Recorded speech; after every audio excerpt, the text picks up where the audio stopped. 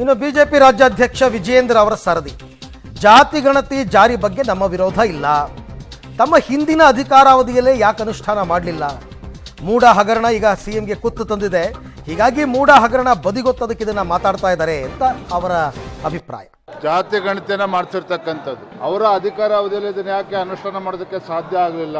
ಇವತ್ತು ನಾನು ಹೇಳ್ತಾ ಇಲ್ಲ, ಕಾಂಗ್ರೆಸ್ ಪಕ್ಷದ ಮುಖಂಡರೇ ಮಾತನಾಡ್ತಾ ಇದ್ದಾರೆ. ಕಾಂಗ್ರೆಸ್ ಪಕ್ಷದಲ್ಲಿ ಇರ್ತಕ್ಕಂಥ ಹಿರಿಯರು ಇವತ್ತು ಇದ್ರ ಬಗ್ಗೆ ಚರ್ಚೆ ನಡೀತಾ ಇದೆ. ಇವತ್ತು ಮಾಗಡಿ ಬಾಲಕೃಷ್ಣ ಅವ್ರು ಏನ್ ಹೇಳಿದ್ದಾರೆ, ಡಿ.ಕೆ. ಶಿವಕುಮಾರ್ ಅವ್ರು ಏನ್ ಹೇಳಿದ್ದಾರೆ, ಎಲ್ಲೋ ಒಂದ್ ಕಡೆ ಮೈಸೂರಿನ ಮೂಡ ಹಗರಣ ಮುಖ್ಯಮಂತ್ರಿಗಳ ಒಂದು ಸ್ಥಾನಕ್ಕೆ ಕುತ್ತು ಬಂದಿದೆ. ಮುಖ್ಯಮಂತ್ರಿಗಳು ತಮ್ಮ ಸ್ಥಾನಕ್ಕೆ ರಾಜೀನಾಮೆ ಕೊಡ್ತಕ್ಕಂಥ ಸಂದರ್ಭ ಏನ್ ಬಂದಿದೆ. ಇಂತಹ ಸಮಯದಲ್ಲಿ ಈ ರೀತಿ ವಿಚಾರಗಳನ್ನು ಎತ್ತುವ ಮೂಲಕ ಮೂಡ ಹಗರಣವನ್ನ ಬದಿಗೊತ್ತಕ್ಕಂಥ ಪ್ರಯತ್ನ ನಡೆಸಿದ್ದಾರೆ ಅಷ್ಟೇನೆ. ಆದ್ರೆ ಎಲ್ಲೋ ಒಂದ್ ಕಡೆ ಸಿದ್ದರಾಮಯ್ಯನವರು ಇದರಲ್ಲಿ ಪ್ರಾಮಾಣಿಕತೆ ಇದ್ದಿದ್ದೇ ಆಗಿದ್ರೆ ಹಿಂದಿನವರ ಅಧಿಕಾರಿ ಅವಧಿಯಲ್ಲಿ ಇದನ್ನ ಅನುಷ್ಠಾನ ತರೋದಕ್ಕೆ ಸಾಧ್ಯ ಆಗಿತ್ತು. ಕಾಂಗ್ರೆಸ್ನಲ್ಲಿ ಇದ್ರ ಬಗ್ಗೆ ನಾನಾ ರೀತಿ ಒಟ್ಟಾರೆ ಎಲ್ಲದರ ಬಗ್ಗೆ ಮಾಹಿತಿ ನನ್ನ ಕೊಲೀಗ್ ಸುಖೇಶ್ ಅವರಿಂದ ಪಡ್ಕೊಂಡ್ಬಿಡ್ತೀನಿ. ಸುಖೇಶ್, ಈಗ ಮೂಡ ಹಗರಣ ಹೆಚ್ಚೆಚ್ಚು ಪ್ರಚಾರದಲ್ಲಿ ಇರ್ತಕ್ಕಂಥದ್ದು. ನನಗನ್ಸುತ್ತೆ ಈಗ ಅದನ್ನ ಬದಿಗೊತ್ತೋದಕ್ಕೆ ಅಂತ ಇದನ್ನೇನಾದ್ರು ತಂದರೆ ಈಗ ಹೊಸದಾಗಿ ಅಂತ. ಯಾಕೆಂದ್ರೆ ಪರ ವಿರೋಧ ಇದ್ದೇ ಇರುತ್ತೆ, ಎಲ್ಲ ವಿಚಾರದಲ್ಲೂ ಇದೆ. ಕಾಂಗ್ರೆಸ್ನಲ್ಲೇ ಇದನ್ನು ವಿರೋಧ ಮಾಡೋರು ಇದ್ದಾರೆ.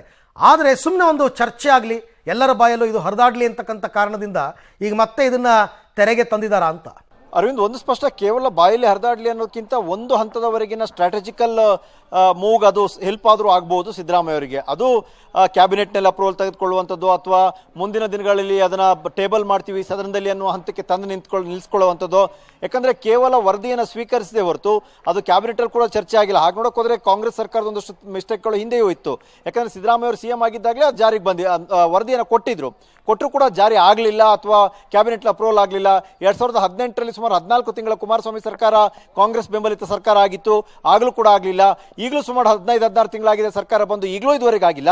ಸಹಜವಾಗಿ ಈ ಟೈಮಲ್ಲಿ ಎತ್ತಿದ್ರು ಅಂದ್ರೆ ಅದು ಹೀಗೇನಾ ಅನ್ನುವಂಥ ಪ್ರಶ್ನೆ ಉದ್ಭವಿಸುತ್ತೆ. ಮತ್ತು ಬಿಜೆಪಿ ಜೆಡಿಎಸ್ ನಾಯಕರು ಅದೇ ಆರೋಪವನ್ನು ಮಾಡ್ತಾ ಇರುವಂಥದ್ದು. ಮೂಡವನ್ನು ಡೈವರ್ಟ್ ಮಾಡಲಿಕ್ಕೆ ಅಥವಾ ಕೌಂಟರ್ ಮಾಡಲಿಕ್ಕೆ ಅಥವಾ ಡಿಫೆನ್ಸ್ ಮಾಡಲಿಕ್ಕೆ ಈ ಒಂದು ವಿಚಾರವನ್ನು ಎತ್ತಾ ಇದ್ದಾರೆ ಅನ್ನುವಂಥದ್ದು. ಬಹುಶಃ ಹಿಂದೆ ಬೇರೊಂದು ವಿಚಾರದಲ್ಲಿ ಕಾಂಗ್ರೆಸ್ ನಾಯಕರೇ ಸಿಬಿಐ ವಿಚಾರ ತೆಗೆದುಕೊಂಡು ತೀರ್ಮಾನ ಸಮಯ ಸರಿಯಲ್ಲದೆ ಇರಬಹುದು, ತೀರ್ಮಾನ ಮಾಡಬೇಕಾಗಿತ್ತು, ಮಾಡಿದೀವಿ ಅಂದ್ರೆ. ಹಾಗೆ ಬಹುಶಃ ಒಂದು ತೀರ್ಮಾನವನ್ನು ಕೈಗೊಳ್ಳುವ ಸಮಯ ಇದು ಸರಿಯೋ ಅಲ್ವೋ ಗೊತ್ತಿಲ್ಲ. ಆದರೆ ಕಾಂಗ್ರೆಸ್ ನಾಯಕರು ಕೂಡ ಈ ವಿಚಾರದಲ್ಲಿ ಚರ್ಚೆಗೆ ಮುಂದಾಗಿರುವಂಥದ್ದು. ಇದೇ ಸಂದರ್ಭದಲ್ಲಿ ಕಾಂಗ್ರೆಸ್ ನಾಯಕರುಗಳು ಮಾತನಾಡ್ತಾ ಇರುವಂಥದ್ದು.